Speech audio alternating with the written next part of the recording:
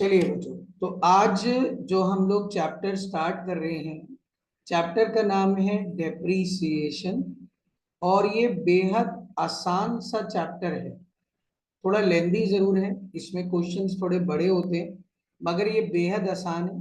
हमें इसमें अब जर्नल एंट्रीज वाला खेल खत्म करना है और हमें अकाउंट्स बनाने हैं। डेप्रीसिएशन क्या होता है ये तो आप सब लोग जानते ही हैं, लेकिन फिर भी एक बार रिकॉल कर लेते हैं। डेप्रीसिएशन सबसे पहले आप लोग नोट्स बनाना स्टार्ट कर दीजिएगा। अकाउंटिंग स्टैंडर्ड 6 से गवर्न है। अकाउंटिंग स्टैंडर्ड 6 में डेप्रीसिएशन के बारे में बताया हुआ है। और क्लास 11th में उन्होंने ये बताया कि डेप्रीसिएशन निकालने के दो मेथड है। वैसे तो बहुत सारे होते हैं, मगर क्लास 11th में दो मेथड है जो हमें इस चैप्टर में कवर करने हैं। सबसे पहले डेप्रीसिएशन होता क्या है? डेप्रीसिएशन का मतलब होता है decline in the value of fixed assets. Decline in the value of fixed asset, यानी कि फिक्स एसेट्स की वैल्यू में गिरावट आ जाना। फिक्स एसेट्स क्या होती हैं? जो हम बिजनेस में यूज करते हैं फॉर मोर देन 1 ईयर, उनकी वैल्यू में गिरावट आ जाना। और गिरावट आने के बहुत सारे कारण थे।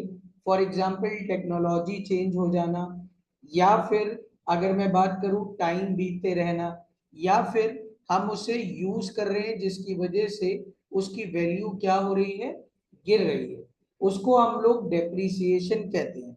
तो पहले तो यहां तक डेप्रीसिएशन वाला मोटिव आपको क्लियर हो गया होगा। अब डेप्रीसिएशन को जो मेथड्स हैं, मेथड्स ऑफ कैलकुलेटिंग डेप्रीसिएशन, आपके सिलेबस में, मैं सिर्फ आपके सिलेबस की बात करूंगा। मेथड्स दो हैं, डेप निकालने के दो मेथड होंगे। मेथड नंबर 1, जिसे हम लोग नाम देंगे स्ट्रेट लाइन मेथड। इसको हम लोग एक और नाम से जानते हैं ओरिजिनल कॉस्ट मेथड।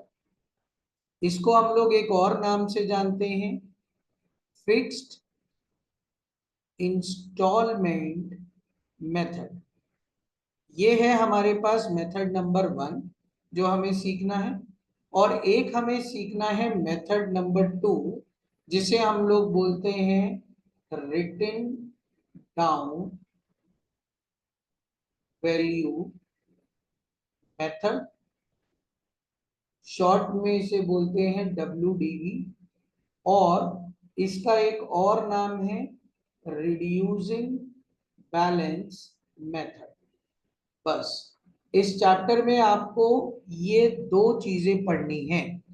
अब आपको ये दो मेथड पढ़ने हैं, जिसमें आज वाली वीडियो में मैं आपके साथ कवर करूंगा स्ट्रेट लाइन मेथड, या ओरिजिनल कॉस्ट मेथड, या फिक्स्ड इंस्टॉलमेंट मेथड।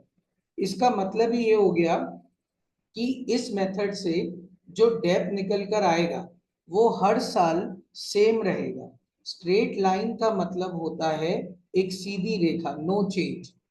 और फिक्स का मतलब भी होता है सेम रहना। ओरिजिनल कॉस्ट का मतलब होता है कि कॉस्ट पर डेप लगाना, और कॉस्ट कभी भी चेंज नहीं होती। कॉस्ट तो हर साल क्या रहती है? सेम।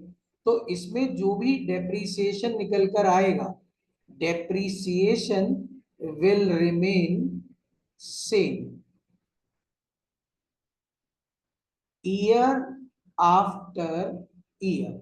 हर साल जो डेप्रीसिएशन रहेगा वो सेम रहेगा ईयर आफ्टर ईयर, यानी डेप्रीसिएशन कभी भी चेंज नहीं होगा। एक बेहद इंपॉर्टेंट नोट आप लोग अपनी लैंग्वेज में लिखिएगा। मैं सिर्फ आपको एक नोट समझा रहा हूं। डेप्रीसिएशन शुरू होता है लगना जिस दिन से मैंने एसेट खरीदी। फॉर एग्जाम्पल आज की तारीख बड़ी अच्छी है। आज की तारीख है 1 अक्टूबर। मैंने एक बिल्डिंग खरीदी है आज, तो डेप्रीसिएशन 1 अप्रैल से नहीं लगेगा। डेप्रिसिएशन लगेगा 1 अक्टूबर से, और डेप्रिसिएशन हमेशा लगाया कब जाता है? डेप्रिसिएशन लगाया जाता है ईयर एंड पर, यानी 31 मार्च को। ये आप लोगों को बेहद इंपॉर्टेंट याद रखना पड़ेगा। तो आज आप लोगों से मैं पहले मेथड की बात करूंगा। पहला मेथड हमारा जो है वो है ओरिजिनल कॉस्ट मेथड। इसके और नाम मैं नहीं लिख रहा हूं, मैं पहले लिख चुका हूं। अब इसमें आपको अमाउंट ऑफ डेब्ट निकालना होगा। अमाउंट ऑफ डेब्ट निकालने के लिए बड़ा सिंपल सा फॉर्मूला है। फॉर्मूला एक बार देख लीजिए, उसके बाद मैं आपको इस फॉर्मूले को समझाऊंगा भी। डेप्रिसिएशन निकालने के लिए जो फॉर्मूला हम यूज करेंगे वो होगा cost of asset minus scrap value upon estimated useful life. अब इसको अंग्रेजी में तो लिख दिया है, हिंदी में समझाना बेहद जरूरी है कि इनका मतलब क्या होता है। इससे हम अमाउंट ऑफ डेप्रिसिएशन निकालेंगे और ये ओरिजिनल कॉस्ट मेथड में ही यूज होगा। कॉस्ट ऑफ एसेट का मतलब क्या होता है? देखो मेरे बच्चों, अगर मैं हिंदी में समझाऊं कि मैंने एक मशीनरी खरीदी, मशीनरी मैंने खरीदी 95,000, यानी ये मेरा परचेज प्राइस है जितने की मैंने खरीदी। अब मशीन को मैं अपने बिजनेस में लेकर आया, खुद तो चल के आएगी नहीं, तो मैंने उस पर भाड़ा यानी फ्रेट पे करा। 3,000 रुपए का भाड़ा मैंने पे करा, जिसे हम बोलते हैं फ्रेट। अब मेरे बिजनेस में आ तो गई, लेकिन उसको इंस्टॉल करना पड़ेगा, इंस्टॉलेशन, तो वो मैंने 2,000 रुपए दिए। अब अगर मैं आपसे पूछूं कि मेरी मशीन की कॉस्ट कितनी हो गई, तो आप सीधे बोलिए 1,00,000, यानी 95 प्लस 3 प्लस 2। यानी कि अगर मैं कॉस्ट ऑफ एसेट की बात करूं तो इसकी डेफिनेशन बड़ी सिंपल सी हो जाएगी। डेफिनेशन होगी परचेज प्राइस, मैंने जितने की एसेट खरीदी, प्लस ऑल एक्सपेंसेस इनकर्ड, जो भी खर्चा मैंने करा in bringing the asset in working condition. Asset को यूज में लाने से पहले मैंने जो भी खर्चे करे वो मेरी कॉस्ट में जुड़ जाएगा। तो कॉस्ट ऑफ द एसेट तो क्लियर हो गई होगी। अब हम स्क्रैप वैल्यू पर आते हैं। सर ये स्क्रैप वैल्यू क्या है? देखो बेटा, ये किसी किस्म की गाली नहीं, मैंने आपको एब्यूजिव लैंग्वेज यूज नहीं करी है। कहीं मैं बोलूं स्क्रैप वैल्यू, आप बोलो सर बदतमीजी से क्यों बात कर रहे हो। स्क्रैप वैल्यू का मतलब होता है, हिंदी में समझिए, कबाड़ा वैल्यू। कबाड़ा वैल्यू का मतलब जब इसकी लिमिटेड जो लाइफ होगी, देखो हर एसेट की एक लिमिटेड लाइफ होती है। मैंने अपनी कोचिंग में एसी लगवाया है, इसकी एक एस्टिमेटेड यूजफुल लाइफ, मैं समझा दे रहा हूँ ये वाली बात भी। एस्टिमेटेड यूजफुल लाइफ, मैंने एक तुक्का लगाया कि ये एसी 10 साल चलेगा। इसीलिए हम कहते हैं कि डेप्रिसिएशन एग्जैक्ट कभी नहीं कैलकुलेट किया जा सकता, ये एक तुक्का मेथड है, क्योंकि इसमें हमें ये नहीं पता होता कि हमारी एसेट कितने साल चलेगी। ये तो मेरी एक अजम्पशन है। मैंने एक तुक्का लगाया कि मेरी एसेट 10 साल चलेगी और 10 साल बाद मैं उसे रद्दी में 5,000 रुपए का बेच दूंगा। तो कबाड़ा वैल्यू की डेफिनेशन क्या हो गई स्क्रैप वैल्यू की? Amount receivable after the estimated useful life, कितने की बिकेगी। और एस्टिमेटेड यूजफुल लाइफ को अगर मैं समझाऊं मेरे बच्चों, बड़ा सिंपल हो गया। एस्टिमेटेड यूजफुल लाइफ, ये मैंने एक तुक्का लगाया है कि मेरी number of years the machine will run efficiently, कितने साल तक एफिशिएंटली वो मशीन चलेगी। उसे हम बोलते हैं एस्टिमेटेड यूजफुल लाइफ। तो ये है मेरे बच्चों अमाउंट ऑफ डेप्रिसिएशन का फॉर्मूला। कॉस्ट क्या होती है मैंने क्लियर कर दिया, स्क्रैप वैल्यू क्या होती है ये मैंने क्लियर कर दिया, एस्टिमेटेड यूजफुल लाइफ क्या होती है ये क्लियर कर दिया।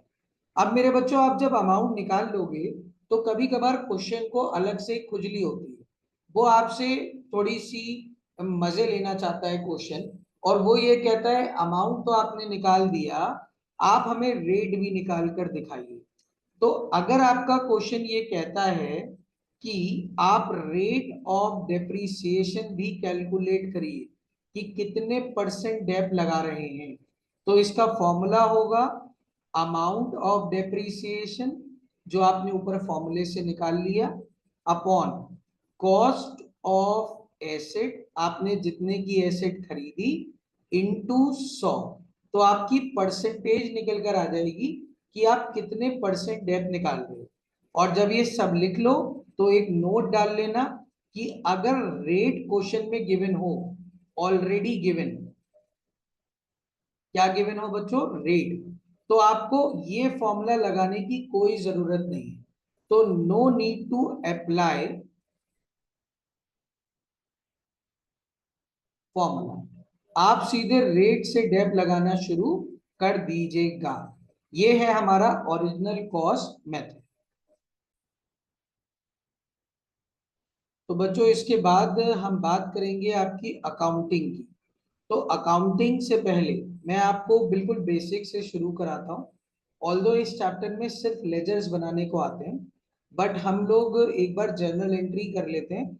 जर्नल एंट्री से लेजर कैसे बनते थे वो सिखा देता हूँ, लेकिन आप लोग जब क्वेश्चन करेंगे तो आप डायरेक्टली लेजर्स बनाएंगे, there should be no journal entry. For example अब मैंने एक एसेट खरीदी है 1 अप्रैल को, मान लेते हैं 1 अप्रैल को खरीदी थी, तो ऑन परचेज ऑफ एसेट, जब मैंने वो एसेट खरीदी तो मैंने एंट्री क्या करी होगी, मैंने एंट्री करी होगी एसेट डेबिट, एसेट खरीदी, और टू बैंक, अगर उधार पे खरीदी होगी तो टू क्रेडिटर, वरना जनरली कैश पे खरीदी होगी, ये समझ लो टू बैंक। तो यहां सपोज मैंने 1 लाख की एसेट खरीदी, अब उस पर 10% डेप लगाना है। मैंने एसेट खरीदी थी 2010 1 अप्रैल को, अब अगर आप उस पर 10% डेप लगाओगे तो मैंने आपको अभी बताया था थोड़ी देर पहले कि डेप लगता है ईयर एंड पर, यानी साल के बिल्कुल आखिरी में। साल का आखिरी कब होगा 2011 31 मार्च। आप डेप लगाने की एंट्री क्या करेंगे, dep account debit to asset, यही करनी चाहिए थी। तो आप 1 लाख का 10% डेप हो गया 10,000, मैंने मान के चला है कि 10% डेप्रिसिएशन में लगा रहा हूं। अब क्या करेंगे, अब साल के आखिरी में इसी डेप को आप statement of P and L में ट्रांसफर करेंगे, जो भी आपने डेप लगाया।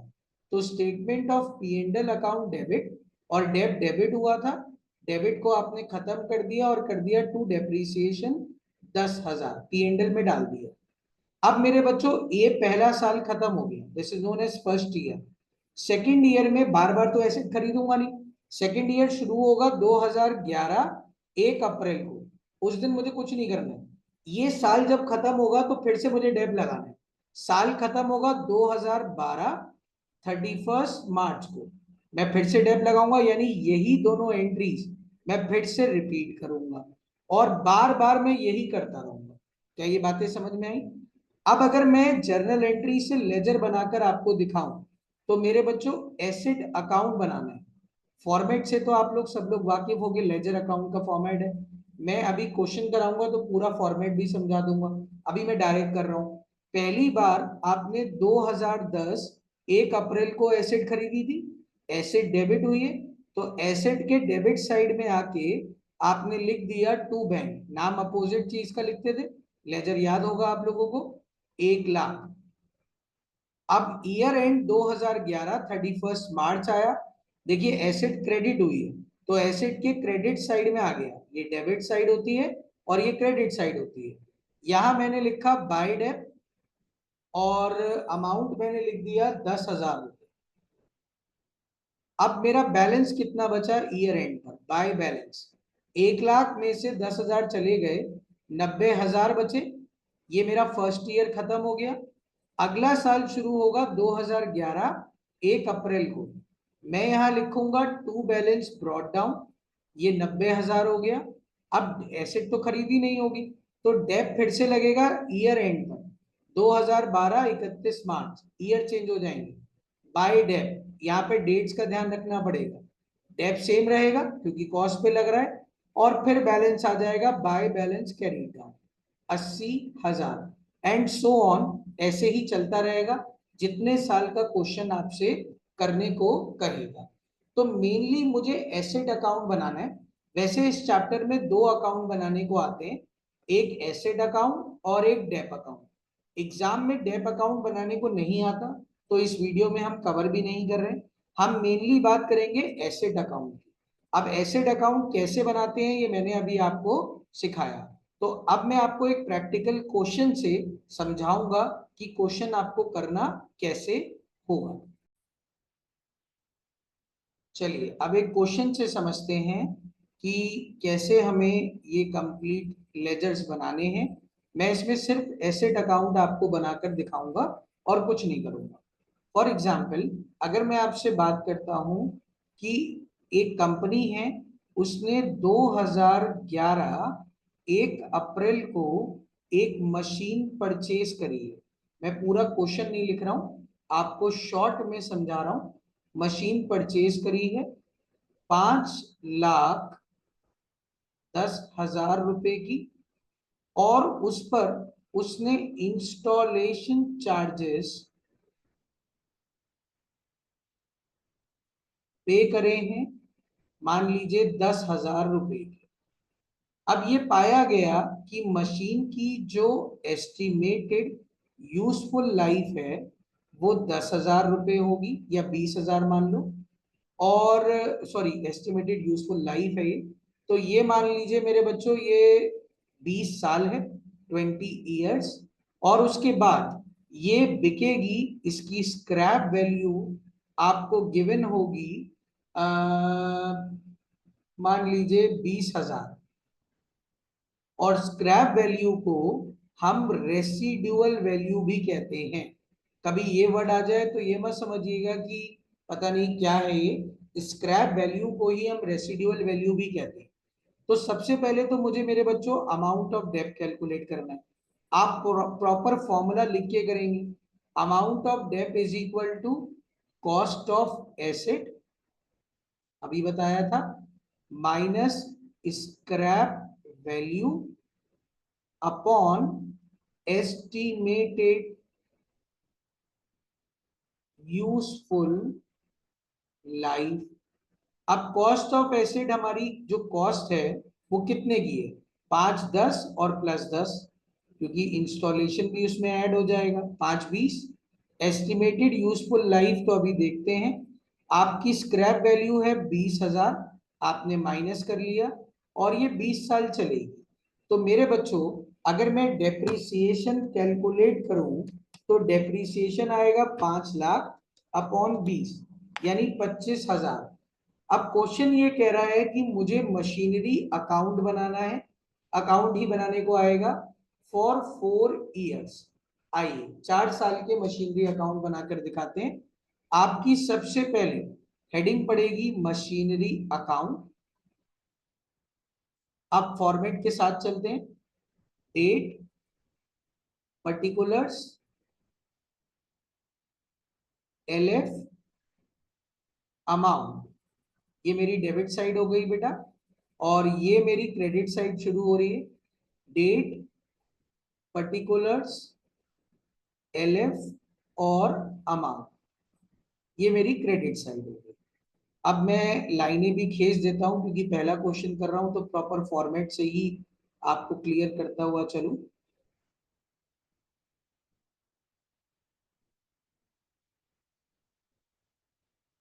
जो लेफ्ट हैंड साइड है वो मेरी डेबिट साइड है, और जो राइट हैंड साइड है वो मेरी क्रेडिट साइड है। ये मेरा पेज है। अब मेरे बच्चों यहां से शुरू करते हैं। मैंने एसेट जो खरीदी वो खरीदी 2011 1 अप्रैल को। तो मैं यहाँ पर लिख देता हूं, एसेट बढ़ेगी तो डेबिट साइड में लिखना और कम होगी तो क्रेडिट साइड में लिखना, ठीक है। ऑल्दो ये डेबिट क्रेडिट आपको लिखना नहीं है, मैंने आपको सिर्फ समझाने के लिए करा है। तो 2011 1 अप्रैल आप लिखोगे टू बैंक, आपने एसेट खरीदी थी, वो खरीदी थी आपने 5,20,000 की टोटल, और 2012 ईयर एंड पे डेप लगेगा। ईयर्स का ध्यान रखना, अगर एक भी डेट गलत हुई तो क्वेश्चन गया। बाय डेप्रीसिएशन, आपने डेप्रीसिएशन जो निकाला वो आपने वर्किंग नोट में निकाला, वो आपने निकाला हर साल आपको डेप लगाना है 25,000 रुपए, और 31 मार्च को ही आप बैलेंस निकालेंगे बाय बैलेंस कैरी डाउन। तो 5,20 की एसेट थी जिसमें आपने 25,000 का डेप लगा दिया, आपकी वैल्यू हो गई 4,95,000। ये आपका बेटा फर्स्ट ईयर खत्म हो गया। आपको टोटलिंग करनी है, जो बड़ा टोटल होता है वो दोनों तरफ लिखते हैं, ये हमने लेजर में सीखा हुआ है। अब हम आते हैं 2012 1 अप्रैल, अगला साल तो इसी डेट को शुरू होगा, ईयर चेंज नहीं होगा, डेट्स का ध्यान रखना पड़ेगा। आप इस बैलेंस को पहले ब्रॉट डाउन कर लीजिए 4,95,000, और 2013 ईयर एंड, ये 2013 हो जाएगा 31 मार्च, आप लगाएंगे डेप्रीसिएशन। आपका डेप्रीसिएशन कितना आएगा बेटा, सेम ही रहेगा, चेंज तो होना नहीं है। 31 मार्च को आप निकाल देंगे बाय बैलेंस, तो 495 की चीज थी अब सेकेंड ईयर में, और उस पे 25,000 का डेप आप ऑलरेडी लगा चुके हो। अब वैल्यू आएगी 4,70,000। ये आपका सेकेंड ईयर खत्म हो गया। अब थर्ड ईयर शुरू होगा, आप लोग रिकॉल कर लीजिए अपने दिमाग में, 2013 1 अप्रैल से, डेट यही रहनी चाहिए। टू बैलेंस ब्रॉट डाउन, आप यहां पर लिखेंगे 4,70,000 रुपए की एसेट थी जो बची। अब 2014 ईयर एंड 31 मार्च आप लगाएंगे डेप्रीसिएशन, डेप्रीसिएशन सेम रहेगा सर 25,000। 31 मार्च आप लोग निकालेंगे बाय बैलेंस, तो 470 में से आप 25 और माइनस कर दीजिए, वैल्यू आएगी 445। जितने साल का अकाउंट पूछे उतने साल का बनाना, एस्टिमेटेड यूजफुल लाइफ तक का मत बना देना। 20 साल लिखी हुई थी, अगर मैं 20 साल तक का बनाऊंगा तो मेरा पेपर तो हो गया बेटा। अब 2014 फाइनल ईयर, 4 साल का मुझसे पूछा गया था। 1 अप्रैल मैं यहाँ बैलेंस को ब्रॉट डाउन करूंगा 4,45,000। ईयर एंड होगा 2015, ईयर चेंज हो गया बाय डेप। डेप क्या चेंज हो जाएगा, नहीं सर डेप सेम रहेगा 25,000। और 31 मार्च आप लिखेंगे by balance carry down 445 minus 25, ये आया 4,20,000। अब अगले साल आप, मेरे पास जगह नहीं बची बच्चों, आप ब्रॉट डाउन करिएगा, डेट डालिएगा और बस ब्रॉट डाउन करके छोड़ दीजिएगा, क्योंकि 4 साल बनाना था, 5वें साल से ब्रॉट डाउन करके छोड़ देना। अब आप लोगों को मुझे सिर्फ इतना बताना पड़ेगा कि ये डेप्रिसिएशन हर साल सेम क्यों आया, ठीक है। तो आप लोग इसको जल्दी से कॉपी कर लीजिए। ये था आपका स्ट्रेट लाइन मेथड का कॉन्सेप्ट।